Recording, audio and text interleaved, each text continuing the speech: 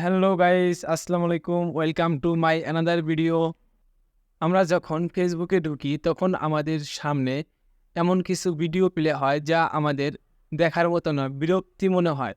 So চলুন দেখে নেওয়া যাক সেই অটো প্লে কীভাবে বন্ধ করব।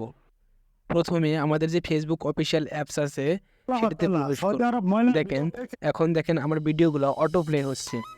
আমি যে ভিডিওতে যাচ্ছি সেটা অটো প্লে হচ্ছে।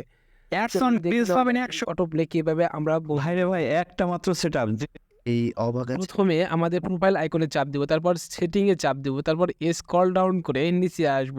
নিচে দেখব মিডিয়া নামে একটা অপশন আছে, সেই অপশনটিতে চাপ দিব। চাপ দেওয়ার পর আবার স্ক্রল ডাউন করে নিচে আসব।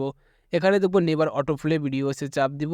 এখানে ক্লিক করলেই আমাদের ভিডিওগুলো আর অটো প্লে হবে না। সো চলুন প্রমাণস্বরূপ দেখে নেওয়া যাক। ব্যাগে আসার পর দেখেন এই ভিডিওগুলো আর অটো প্লে হচ্ছে না।